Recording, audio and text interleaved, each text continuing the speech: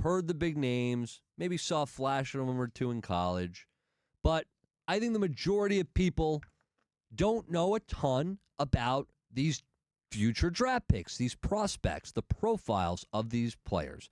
And that's okay. There's nothing wrong with that. There's so much to digest. That's why it blows my mind when guys like Charlie Campbell of WalterFootball.com can come up with these mock drafts, not just for this year, but for next year, and the studying that goes into it. It takes a ton. So you can study these guys over and over again, but there's so many of them, and there's so many intricate little details about these guys that it's a little harder to know a lot about everything instead of a little bit about everybody. So here's what we're going to do today on the Pat and Aaron Show. Pat Donovan back tomorrow. Aaron Jacobson here with Sam Cohen. I'm going to fill you in a little bit. On specifically guys, at least for the Buccaneers, you might want to keep your eye on, and other names that are just big names in this draft that we think are going to be future, at least some of them, stars in the NFL, and you got to know about them. Now let's start with a potential pick for the Buccaneers. A pick that a prospect that a lot of people, I've seen divided. It's been divided here in Tampa Bay on if they want him. I'm talking about Aake Meador. Now, we paid attention to him. He came on the scene big time for the nation in the playoffs. And that run at the end of the season for Miami with Reuben Bain Jr. and Aake Meador, that was pretty incredible to watch if you're a fan and you love defense. And when you saw Meador, one thing that stands out, and this is a guy that was in 2024 honorable mention All-ACC, started all 13 games. Last year, first team All-ACC, tied for third in the FBS with 12.5 sacks. It was great. Now, some of the things that that we would consider strengths for Meador, he's just one of those rabid guys that will just get after it. And he's a powerful guy as well. And you can see, even though not the fastest guy, he's football fast and can gain that speed and the momentum at the turn. Now, the big weaknesses, and Sam, you've talked about this, one of the weaknesses, the main weaknesses for you, age. Got to consider his age. 25-year-old rookie he'll be. That's a serious thing. His other huge weakness that it's not being talked about enough, at least for someone like me, the guy's a Canadian. Massive Ottawa. weakness. He's from Ottawa. That's great. I love it. 6'3", 259-pound Canadian. Ian Beckles would have something to say to him. I would say, and I know you know this as well on the serious side, another you can consider a weakness or something to be concerned about, foot injury that limited him to 3 games in 2023. Now, of course, I mentioned the health and everything he did in 2024 and 2025, but when it comes to the foot, that you never know when that thing can pop up. So I like Meador. For me, the strengths outweigh the weaknesses, and I don't really mind that he's a 25-year-old rookie too much. Give me all the production on the rookie contract, and there'll still be plenty left in the tank to give you another contract. So that doesn't concern me too much. A guy that jumped out last season, and a lot of people became aware of him last year, especially on the team and the defense that they displayed. Talking about Jacob Rodriguez, who played for Texas Tech out of Wichita Falls, Texas. 6'1", 231, 6th most athletic linebacker at the Combine, 4th best overall linebacker at the Combine. This past season in college, first team, Associated Press All-American, Big 12 Defensive Player of the Year. He is somebody who has posted 13 career fumbles. That includes FBS leading 7 last year, 7. This is a guy that can turn the football over. He can get after the football. He's got an eye for the football, and he can jolt the football free. He's quick. He gets to the point fast. And the only knocks that you have on him is that occasionally you can look at the size. He can be knocked. And Sam, when you look at a guy like Jacob Rodriguez and you think about him and what the Bucs need from the linebacker position, and coverage was a big problem for the Buccaneers last year, what do you think of a guy like Jacob Rodriguez?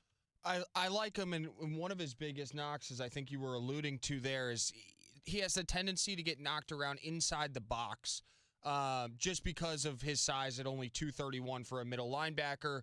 I think a lot of people, you'd like your middle linebacker and I couldn't tell you off the top of my head what Levante weighed, but I would guess somewhere around that 255 range.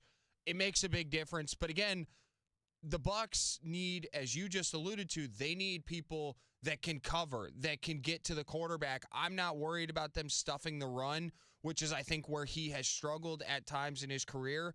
But overall, I like him as just a guy who can get back and can play sideline to sideline. Yeah, and the one thing is I like aggressive nature, which he is. That can bite you in the NFL, but I think you can quickly learn when to take the chances and when not to take the chances, when to bite, when not to bite. His wife is also a legitimate badass. You got to take him. I think she's either I don't want to get this wrong. She's either like a helicopter pilot or something in the Army, if I'm not mistaken, or flies planes. It's one of the two, but she's like a legit badass. Now we'll move on to a guy who could be a badass in this league. A lot of people think he will be. Kenan Sadique out of Oregon, the 6'3", 240-pound tight end, considered the most athletic tight end at the Combine. He scored best overall scoring tight end at the Combine. Last year in college, second team Associated Press All-American, Big Ten Conference tight end of the year. Incredible. This guy is built like a bodyguard with that big, and I don't get all weird on me, but he's got that well-defined frame. He's somebody who's got the speed, gets in and out of the breaks quickly. He gets that separation, and something we have not had here in Tampa Bay for a long time. This is a guy in this league, especially now the way tight ends are presented and how versatile they can be. He can really, really attack the seams. And man coverage, he can beat it. So this is a guy with a ton of strengths. You can look at the weaknesses and say, well, there was really only one true productive season from him. And sometimes you look at that and you say, how great is he? Are we grading here on a curve? I get a little concerned like that, but he does look like a guy who is kind of a can't miss.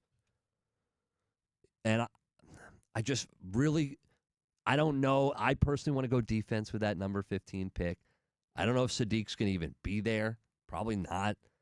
But it would be really nice to have a game-changing tight end. To your thing, though, and a lot of people, Aaron, have pointed out the weakness of his junior year, senior, whatever it was, is his only true production season. To me, I like it. It shows a guy who didn't transfer all over the place. He stuck with his program. Got better. He got better year by year, and then when it was his time to shine, he did that. I think nobody ever really said that about the quarterback train that was coming out of Alabama when it was Tua and Bryce Young and A.J. McCarron and Mac Jones and there's somebody else in there that Jalen Hurts. Like, if you stick to the process, you stick to the program.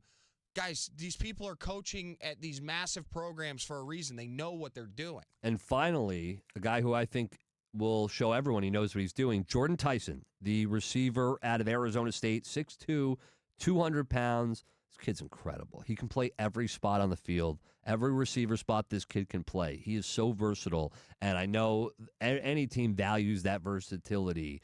But he's quick, he's smooth, really good hands, and I think he's going to go ahead of the Bucs at 15, but you're probably thinking 2 years in a row. You can't go receiver 2 years in a row. Well, you just lost Mike Evans, and you get the versatility of a guy who can play anywhere on the field. So I think he's a can't-miss receiver. Sometimes you look at guys and you go, that guy's going to succeed in the NFL. He does get injured, so that is a concern. Every season, he seems to miss games here, and that's a problem. That's a problem, but if he can stay healthy, Tyson seems like a can't-miss receiver to me.